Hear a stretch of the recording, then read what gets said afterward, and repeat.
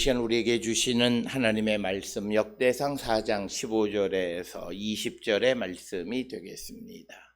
역대상 4장 15절에서 20절에 있는 말씀 한 목소리로 합독하시겠습니다. 여분네의 아들 갈렙의 자손은 이루와 엘라와 나함과 엘라의 자손과 그나스요. 여할렐렐의 아들은 십과 시바와 디라와 아사렐이요. 에스라의 아들들은 예델과 메렉과 에벨과 얄론이며 메렛은 미디암과 삼메와 에스드모아의 조상 이스바를 낳았으니 이는 메렛이 아내로 맞은 바로의 딸 비디아의 아들들이며 또 그의 아내 여우디아는 그돌의 조상 예렛과 소고의 조상 헤벨과 사노아의 조상 여구디엘을 낳았으며 나함의 누이인 호디야의 아내의 아들들은 가미 사람 그일라의 아버지와 마아가 사람 에스드모아이며 시몬의 아들들은 암논과 린나와 벤하난과 딜론이요. 이시의 아들들은 소헷과 벤소헷이더라. 아멘. 오늘 우리가 함께 읽은 역대상 4장 15절로부터 20절까지는 매우 단편적인 여러 가문의 이 계보가 기록이 되어 있고, 그래서 먼저 15절에는 여분네 아들 갈렙에 대해서, 그리고 16절에서는 여할렐렐의 아들들에 대해서, 그리고 17절에는 에스라의 아들들에 대해서 기록되어 있고, 그리고 마지막 20절에 시몬의 족보가 기록이 되어 있습니다. 이처럼 15절로부터 20절까지에 왜 이렇게 단편적인 여러 가문들의 족보들이 기록되어 있는가? 그리고 또 하나는 15절에 여분네 아들 갈렙이라든지 16절에 여할렐레, 17절에 에스라, 그리고 20절에 시몬, 이 모든 사람들이 그 앞에, 그러니까 15절에 여분네 아들 갈렙이 나오면 14절이나 그 이전에 어떤 그 갈렙의 조상에 관한 이야기가 나와야 되는데 그렇지 않다. 마찬가지로 16절에서 여할렐렐의 아들에 대한 족보가 나오면 여할렐렐은 앞에서 누구의 아들이라든지 뭐 이런 누구의 형제라든지 이런 기록이 있어야 되는데 전혀 없고, 마찬가지로 에스라도 그리고 20절에 시몬도 마찬가지이다라고 하는 겁니다.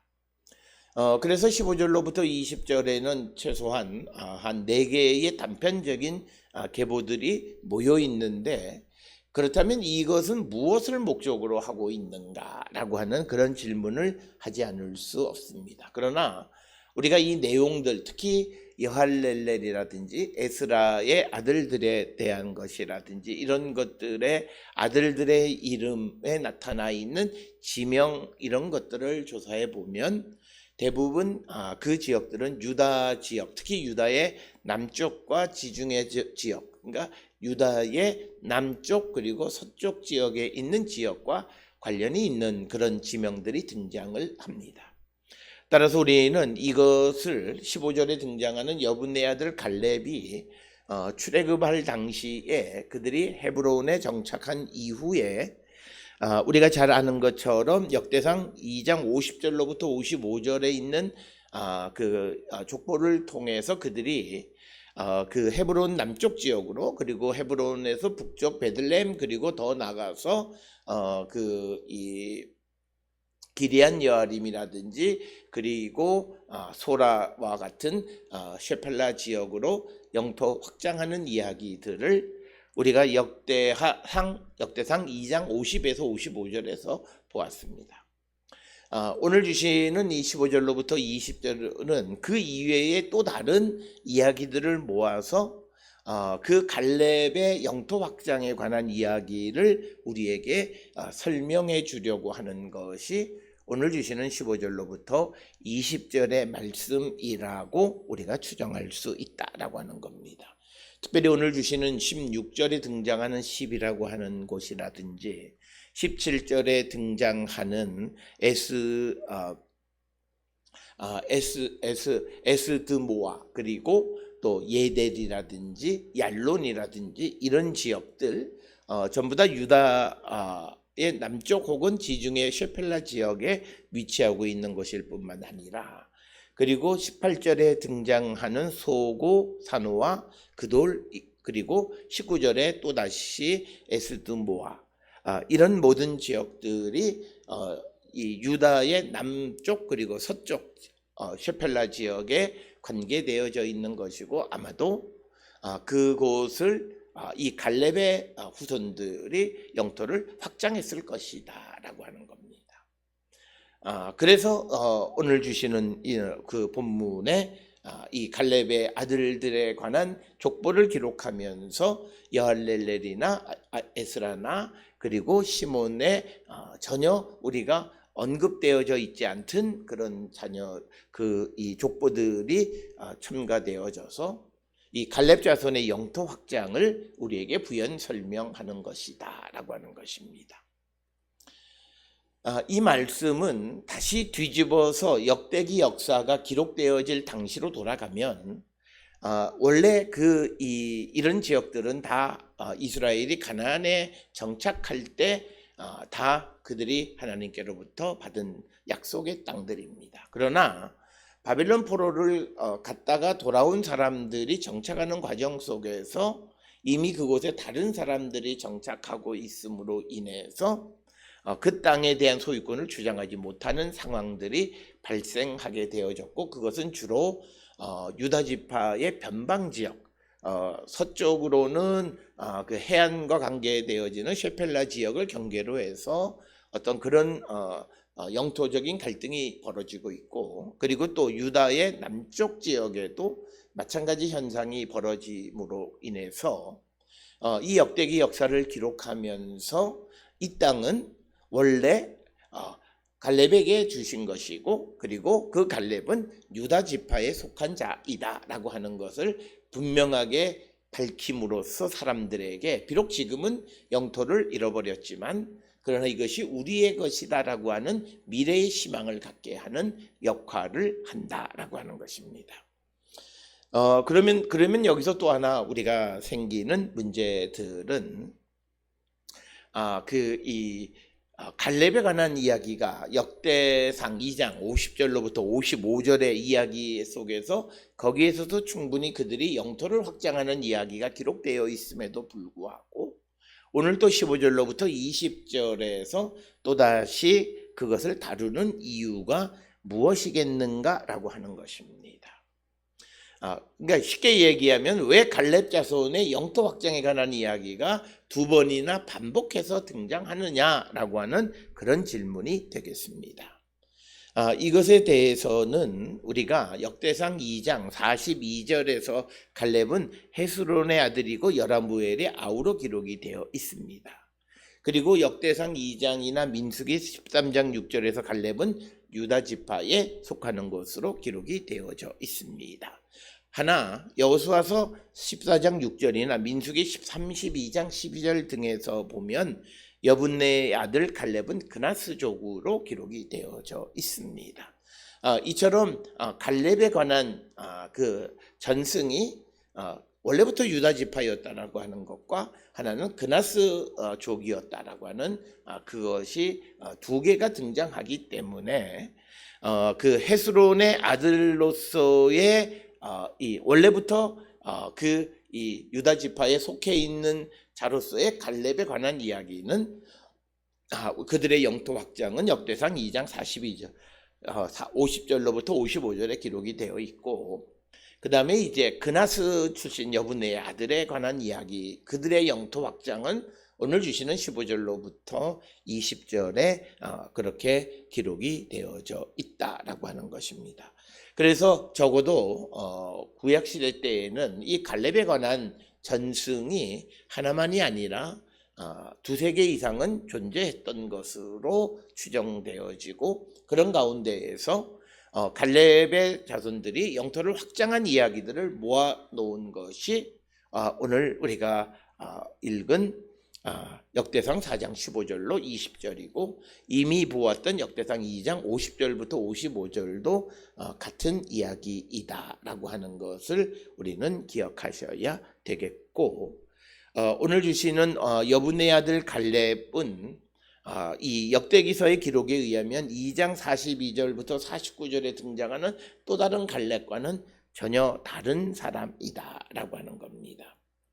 즉 헤스론의 아들이고, 그리고 또 여라무엘의 형제로서의 갈렙과 그다음에 여분의 아들 갈렙, 이 사이에는 큰 이 차이가 있다. 그래서 다른 갈렙이다라고 하는 것. 그러나 이런 것들을 특별히 역대상 4장 11절 이하에 같이 기록함으로써 이 사람들은 누구의 아들 갈렙임에도 불구하고 갈렙에 관한 전체 이야기를 모아놓아서 갈렙의 자손들의 영토 확장을 더욱더 강조하기 위한 것이 아닌가, 이렇게 우리가 추정을 할 수 있고, 특별히 오늘 주시는 15절에 보게 되면 여분의 아들 갈렙의 아들들 가운데에 그나스가 기록되어져 있다라고 하는 겁니다. 그래서 이루와 엘라와 나암과 엘라의 자손과 그나스요라고 하는 이 그나스, 그래서 이 갈렙과 그나스를 연결시키고, 그러니까 여분의 아들, 그러니까 그나스 사람 여분의 아들 갈렙과 유다 지파에 속하는 갈렙을 연결시키기 위해서 그나스를 유다 지파 안에 족보 속에 첨언하는 그런 이야기가 오늘 주시는 15절의 말씀이 되겠습니다. 오늘 주시는 본문에서 갈렙의 아들의 이루와 엘라 이렇게 되어져 있습니다.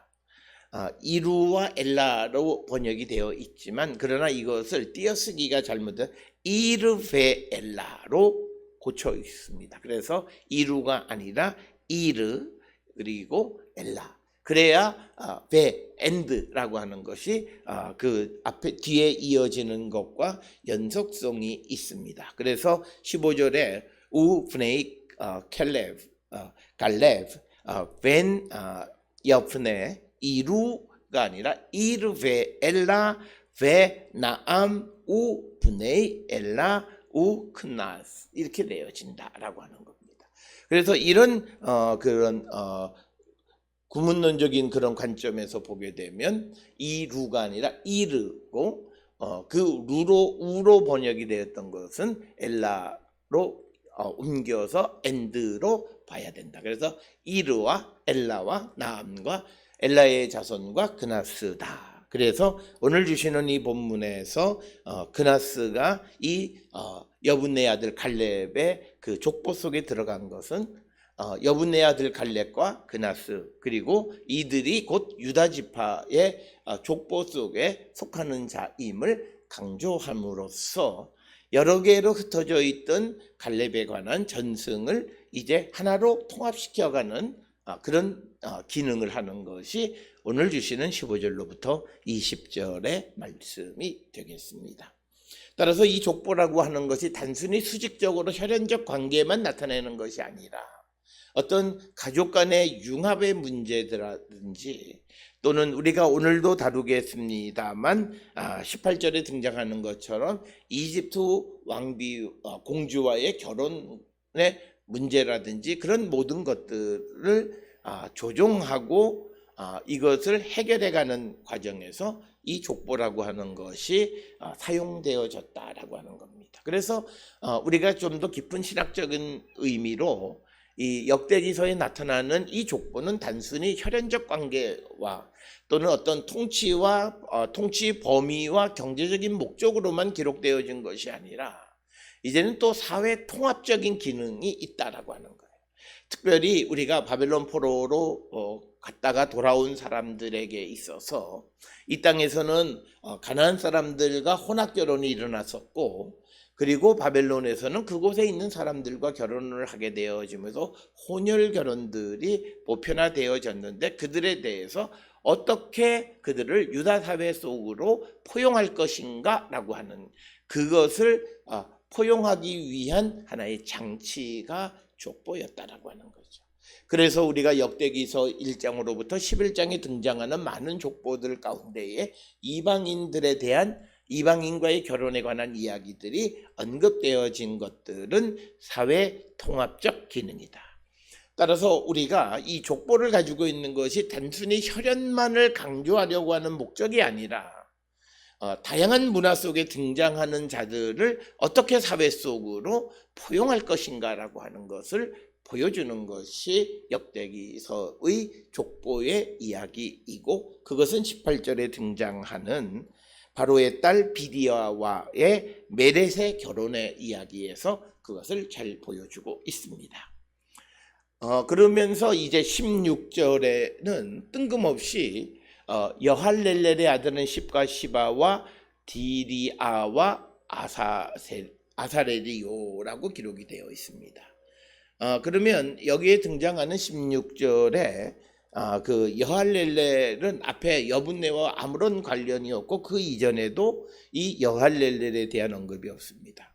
이 여할렐렐이 등장하는 것은 역대하 29장 12절에 무라리 자손 가운데 속하는 레위인 중에 여할렐렐이 등장하는 것으로 성경은 기록되어져 있습니다. 그런데 이 여할렐렐의 아들로 기록되어 있는 십, 그리고 시바, 그리고 디리아, 그리고 아사렐이다. 여기에서 우리가 10이라고 하는 것은 우리가 이것은 헤브론 남남동쪽 8km에 위치하고 있는 곳이고, 이 10에 처음 정착한 사람이 누구냐? 그것은 우리가 역대상 2장 42절에 보면 메사, 즉 갈렙의 아우였던 메사가 이 10이라고 하는 곳에 먼저 정착했다. 이렇게 역대상 2장 42절에 기록되어 있습니다. 그래서 이 여할렐렐의 이 10이라고 하는 곳, 그리고 또 등장하는 시바라고 하는 것입니다. 이 시바는 10을 두 번 딥통, 그러니까 디토그라피로 이해합니다. 즉 두 번 기록한 거다. 그래서 이 10의 여성형이 시바입니다. 그래서 이것을 많은 사람들은 서기관들의 실수로 같은 지명 10을 두 번 여성형으로 기록한 것이다. 이렇게 설명을 하고 있습니다. 그 다음에 디디아라고 하는 것은 두려움이라고 하는 뜻이고, 이것의 위치는 정확하게 알려진 바가 없고, 그 다음에 아살렐이라고 아샬엘 이렇게 되어 있고, 하나님께서 잡으셨다라고 하는 그런 의미이고, 역시 디디아와 마찬가지로 그 장소는 알려지지 않습니다. 그러나 앞에 나오는 10이라고 하는 것을 통해서 헤브론 남쪽 지역과 관계되어져 있는, 그리고 역대상 2장 42절에 갈렙의 아우였던 메사가 처음 정착한 곳이 10이다. 그러니까 영토를 확장하는, 그 확장했는데 그것이 이제 여할렐렐이 원래 지배했던 것을 나중에 이제 메사가 가서 정복한 것으로, 그래서 그 땅이 유다의 땅으로 편입되어지는 것을 설명하는 이야기가 되겠습니다. 그러면서 다시 17절에 보게 되면 에스라의 아들들은, 그러니까 이 에스라는 또 역시 마찬가지로 앞에 언급한 여분네의 아들 갈렙 15절에 나오는 이름들, 그리고 16절에 여할렐렐의 아들들 십시바, 디리아, 아사렐, 여기에와 전혀 관계가 없는 그냥 에스라의 아들들이 등장합니다. 오늘 우리말 성경에는 에스라의 아들들이라고 번역이 되어 있지만, 그러나 히브리말에는 벤 에스라 이렇게 되어 있습니다. 그러니까 에스라의 아들은 이렇게 되어 있죠. 복수가 아니라. 그러나 내용으로 보면 복수라는 거죠. 그래서 보면 예델, 메렛, 에벨, 얄론을 낳았다라고 하는 거죠. 그 가운데에서 이제 메렛은 미디암 삼매 에스드모아의 조상인 이스바를 낳고, 이들은 메렛이 애굽의 공주였던 비디아와의 결혼에서 얻은 자녀들이다라고 하는 것입니다. 자, 오늘 주시는 이 본문의 말씀에서 이제 예테르, 예델 이렇게 번역이 되어 있는 에스라의 아들의 장남은 구약 성경에는 많은 예델이라고 하는 이름이 등장합니다. 우리가 잘 아는 이 예델은 모세의 장인이었던 이드로도 다 같은 이름이고, 기드온 장남의 이름, 그리고 아마샤의 아버지로 유다의 군대 사령관도 예델입니다. 열왕기상 2장 32절에, 그리고 여분네의 아버지 열왕기상 7장 38절에서도 예델로 기록이 되어 있습니다. 그리고 또 이제 역대상 7장 38절에는 에스라의 아버지가 또 예델로 기록이 되어 있고, 또 예델은 호세아 21장 14절에서 얏딜과 관련이 있는 그런 지명으로 등장을 합니다. 그래서 오늘 우리가 주시는 이 본문의 말씀에 에스라의 거기에 속해 있는 사람은 에델이다라고 하는 것이고, 그래서 어떤 이들은 이 예델과 얏딜 이것이 아마 같은 것이 또 아니겠는가, 뭐 이렇게 주장하는 사람들도 있고, 그렇다면 이 지역은 유다 남쪽에 위치하고 있는 곳이고, 그 다음에 이제 메렛은 이제 메레드 반란이라고 하는 그런 의미가 되겠고, 에벨과 얄론.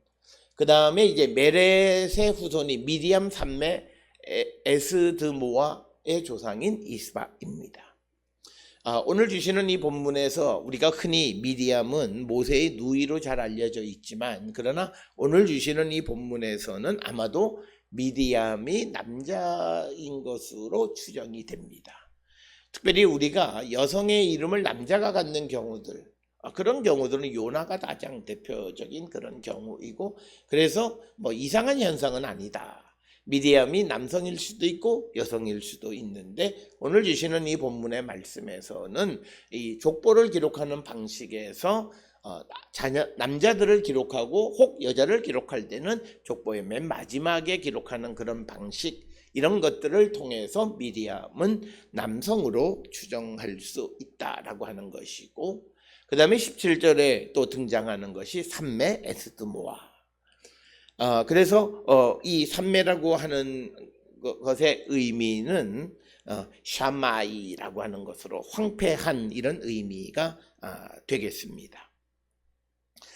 그 다음에 이제 에스드모아라고 하는 곳은 헤브론 남서쪽 대략 한 1km 정도 떨어진 곳에 위치하고 있습니다. 그러니까 이 헤브론에 정착한 갈렙의 후손들이 점점점 남쪽과 남서쪽으로 더 세력을 확장하는 모습을 10 그리고 10보다도 더 남쪽으로 서쪽으로 확장하는 모습입니다.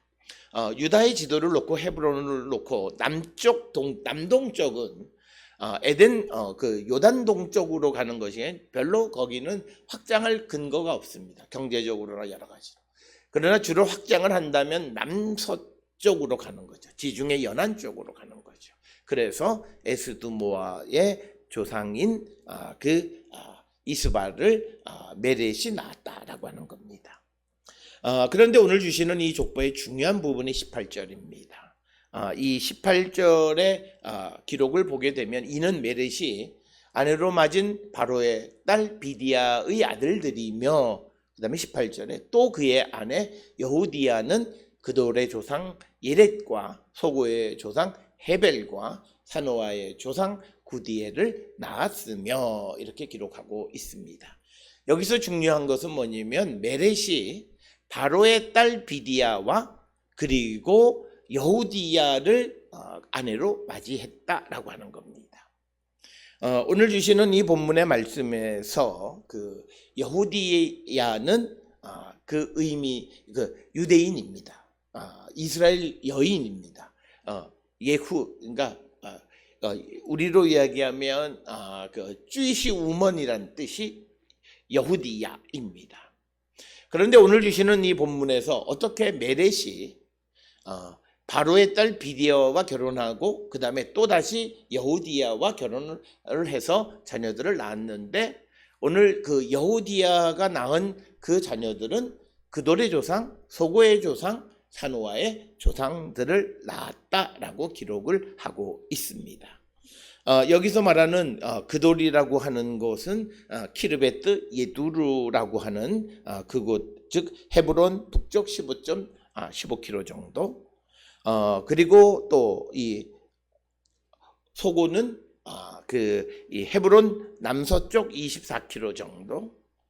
그리고 사노아는 베세메스 남동쪽 한 4.8km 정도에 위치하고 있는, 그래서 유다의 남쪽, 그리고 유다, 그러니까 그 헤브론을 기점으로 헤브론의 남서쪽, 헤브론의 북쪽, 그리고 헤브론의 좀 더 북쪽에 있는 그런 사노와 소고, 그리고 그돌의 조상들을 여호디아가 낳았다라고 하는 겁니다. 오늘 주시는 이 18절 요 한 절은 매우 중요한 말씀입니다. 특별히 어떻게 이 이방 여인과의 결혼한 자녀들이 족보에 등장했는가라고 하는 것. 이것은 역대기 역사가가 갖는 사회통합적 기능이고 족보의 사회통합적 기능입니다. 그것은 뭐냐면 바벨론 포로로 잡혀갔다 오거나 또는 애굽의 침략으로 말미암아서 그 생겨난 그 후손들을 족보 속으로 포함하는 겁니다. 특별히 우리가 솔로몬도 그가 바로의 딸과 결혼을 합니다. 그러나 그 자녀들이 누구인지는 알려져 있지 않아요. 그러나 지금 이 역대기 시대 때에 내려오는 이 시대에는 이제 사회적으로 이방 결혼이 허용되어지진 않았지만 그것이 사회적으로 보편화되어져서 그들에게 낳은 자녀들의 이름이 족보에까지 들어가는 그런 현상. 그래서 이 역대기서의 족보에는 보편적인 어떤 유다의 혈통을 중심으로 하는 어떤 편협하고 그런 폐쇄적인 그런 족보가 아니라 이방 사람과의 결혼해서 낳은 자녀들까지도 포함해주는 그런 족보. 그래서 사회통합적 기능이 있다라고 하는 것이고, 그래서 그 다음에 여호디아와 또 결혼을 했다. 그러면 여기서 또 우리가 한 가지 문제는 어떻게 애굽의 공주와 결혼한 여인 그 메렛이 다시 여호디아와 결혼을 또 하느냐. 이것의 상황은 우리가 알 수 있는 것이 에스라와 느헤미야서에 보면 이 혼합 결혼, 즉 이방 사람과 가나안 사람과 결혼한 사람들에게 이혼을 요청합니다. 그렇게 되어서 사람들이 다 그 이혼을 하게 되고, 그렇게 이혼한 사람이 다시 결혼하는 현상이 벌어질 수 있고, 그럴 때 두 경우, 과거에 그가 낳은 그 자녀들과 또 이제 그 정상적인 결혼을 해서 낳은 자녀들 모두를 족보 속에 포함하고 있다라고 하는 것이 역대기 신학이 가지고 있는 포용성이고, 이것이 오늘 우리가 성경 속에 숨겨져 있는 포용, 다름을 인정하고 과거에는 도덕적으로 윤리적으로 비난받을 만한 일이었지만 그럼에도 불구하고 일어난 현상에 대해서 그것을 이스라엘 사회 속에 포함시키려고 하는데, 그것은 이제 그 바벨론 포로 이후에 이 역대기 역사가가 관심을 갖는 것은 이 종족이 번성하는 거예요. 이 수가 늘어나야 되는데 이것을 혈통을 따지다 보면 안 되는 거예요. 오늘 우리가 살고 있는 이 시대에도 다문화 사회가 우리의 현상으로 되어지는 가장 큰 이유 중 하나는 인구 절벽의 현상입니다. 그래서 우리가 다문화 사회와 다문화 인들과의 결혼이 늘어나고, 그래서 혈연적으로 혼합되어졌을 때 그들에 대해서 배타적인 그런 입장을 취하는 것이 아니라 우리가 그들을 차별 없이 포용하려고 하는 것이 성경의 생각이다라고 하는 것입니다. 이 성경의 생각은 오늘을 살아가는 우리에게는 매우 중요한 그런 포용성입니다. 따라서 우리가 이 땅을 살아가면서 우리가 이 차별 금지라고 하는 것이 마치 어떤 성적 소수 뭐 이런 어떤 것 때문에 생기는 그런 것에서 많은 반대도 부딪히지만, 그러나 이런 어떤 문화적 차이로 인한 차별 이런 것들은 없어야 된다라고 하는 것이 성경의 기본적인 생각이다라고 하는 것입니다. 그래서 이 여호디아가 낳은 사람들은 그돌의 조상 예렛을 낳고 소고의 조상 헤벨을 낳고 사노아의 조상 여구디엘을 낳았다라고 하는 것입니다. 그래서 점점 에스라의 자녀들의 영역이 헤브론을 중심으로 해서 남서쪽이나 북쪽이나 이렇게 세력이 확장되어졌다라고 하는 것을 보여주는 것이 오늘 주시는 18절이고, 굉장히 중요한 이런 두 가지 결혼, 즉 이방인과의 결혼을 끝내고 다시 여호디아와의 결혼, 그래서 두 가지를 다 족보에 포용하고 있는 역대기 역사의 포용성을 우리가 본받아야 되고, 이것과 솔로몬이 그 바로의 딸과 결혼했을 때 그 후손들에 대한 언급이 없는 것과 매우 대조적인 것이다 라고 하는 것입니다. 이어지는 19절에 나함의 누이인 호디야의 아내의 아들들은 가미 사람 그일라의 아버지와 마하가 사람 에스드모아이다 라고 하는 것입니다. 오늘 주시는 이 본문의 말씀에서 그일라라고 하는 곳도 이것은 헤브론 북쪽 한 12km 정도 떨어져 있는 키르베트 킬라라고 하는 곳이 그일라이고, 그리고 마가 사람 에스드모아도 앞에서 등장했던 그런 것이 되겠고, 이어지는 20절에 시몬의 아들들은 암논과 린나와 벤 하난과 딜론이요, 이 시의 그 아들들은 소헷과 벤 소헷이더라, 이렇게 기록이 되어져 있습니다. 그래서 우리가 이 시몬도 전혀 앞뒤 관계가 없다라고 하는 것이고, 그리고 이시의 아들이라고 하는 것도 결국은 시몬의 아들이 암논, 린나, 벤한낫, 딜론인데 갑자기 이시의 아들 소헷과 벤 소헷 이렇게 등장하는 것. 그래서 우리가 역대상 특히 4장 11절로부터 이어지는 말씀들에서 벤이라고 하는 것이 어떤 혈연적으로 누구의 아들이라는 개념보다는 어디에 속한 자들이다라고 하는 그런 개념이고, 특히 15절로 20절에 갈렙을 중심으로 한 그 갈렙 자손들의 영토 확장에 관한 이야기가 다양한 이 족보들이 등장하는 여할렐렐, 에스라, 그리고 시몬의 후손들에 관한 족보를 통해서 갈렙의 영토 확장을 우리에게 보여주고 있다. 그래서 이 속에 들어있는 18절에 있는 사회 통합적 기능, 족보의 사회 통합적 기능, 이방인과의 결혼한 자녀들도 족보에 기록하고 있는 이 모습을 우리에게 보여주고 있고, 이것은 철저한 부계 중심적인 사회이기 때문에 아내가 누구냐가 중요하지 않다라고 하는 것입니다. 그래서 그런 것을 근거로 해서 이런 사회 통합적 기능을 감당하는 그런 족보의 모습을 보여주고 있습니다. 오늘 주시는 이 족보들을 통해서 우리가 이 땅을 살아가면서 다양성 속에서 그 다양성을 포용할 수 있는 방법을 모색하며 살아가는 그런 성도들이 되어서 차별 없는 그런 삶을 사는 우리 모두가 될 수 있기를 주의 이름으로 축원합니다.